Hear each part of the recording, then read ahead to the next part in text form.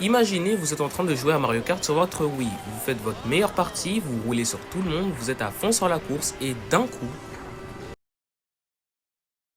Quand on y pense, les erreurs de console sont beaucoup plus marquantes que ce que l'on pense. Je veux dire, en tant que gamer, on a tous été impactés par ce genre de message, et surtout pendant l'enfance. Presque personne ne va dire qu'il ne s'est jamais pris une erreur. Mais du coup, pourquoi sont-ils aussi marquantes? Pourquoi on a toujours ou même un minuscule souvenir d'une erreur en particulier? C'est la question que je vais répondre dans cette vidéo. Comme pour la précédente vidéo, je vais le faire sur plusieurs chapitres. On va commencer maintenant. Salut à tous, c'est Tico, et aujourd'hui, je vais vous expliquer pourquoi les erreurs de console sont aussi marquantes. Bon visionnage, et c'est parti. Avant de dire pourquoi elles sont marquantes, faut d'abord savoir par quoi c'est dû. Quelles sont les différentes causes d'une erreur. Je vais pas détailler à mort parce que sinon la vidéo va être ultra chiante, mais je vais l'expliquer au plus simple possible. Donc, quelles sont les causes les plus fréquentes? La première va être consacrée à tes ventilations. Si tes ventilations accumulent trop de poussière, ça peut causer à une erreur, plus précisément à une surchauffe. Parce que s'il y a trop de poussière, la console va avoir du mal à respirer un peu. Ensuite, tous les problèmes de disque. Celui-là, c'est très facile à comprendre. Ton disque est sale, rayé, abîmé, forcément t'as une console qui va te dire va te faire foutre. Ensuite, on va passer au disque dur. Et là, il y a un peu plus de choses à dire. Ton disque dur peut causer une erreur de console si soit elle est vieillissante ou soit tu fais une mauvaise manip. Dans le sens où, par exemple, tu débranches subitement ta console ou bien ton câble est mal placé. Et enfin, en dernier, il y a la RAM. Et c'est à peu près pareil. Ta RAM peut causer une erreur si elle est saturée, défectueuse ou poussiéreuse. On a fini avec cette première partie. Maintenant, on passe à la deuxième qui est un peu plus longue.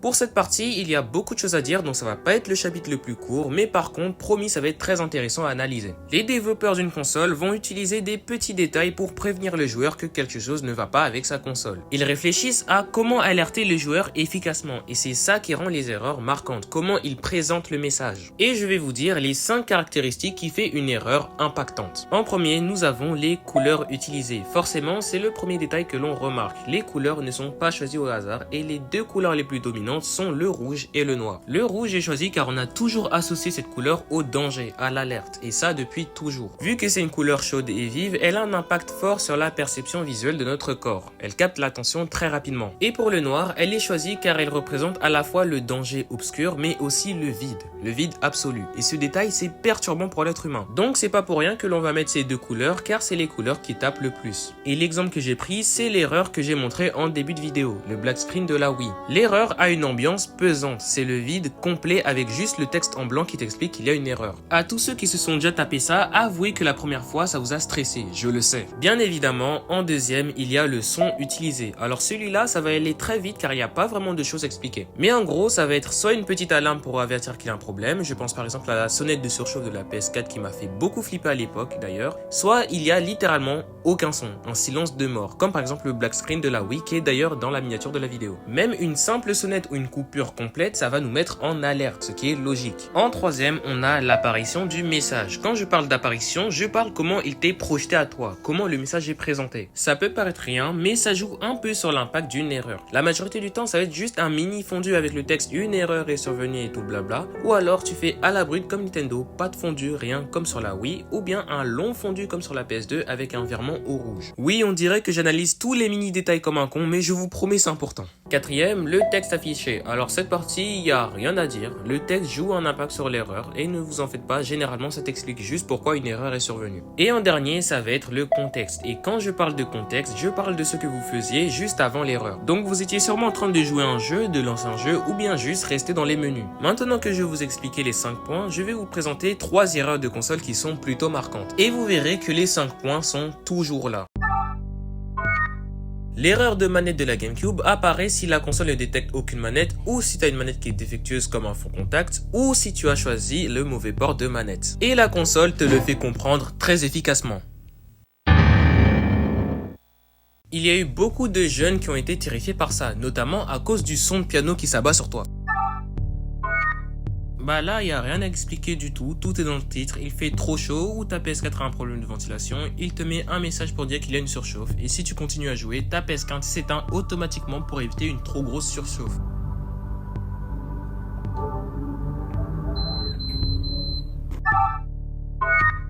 Alors celui-là, c'est le pire. Sur cette Xbox, t'as 4 LED lumineuses autour du bouton d'alimentation. Ils peuvent apparaître au rouge pour dire qu'il y a un problème quelque part. Mais si vous avez vraiment pas de chance, il se peut que votre console fasse apparaître 3 LED rouges. Et si ça arrive, ça signifie que votre console a un gros problème matériel. Ça peut signer la fin d'une console, clairement. Et ça fait flipper beaucoup de personnes. Maintenant, j'ai une question.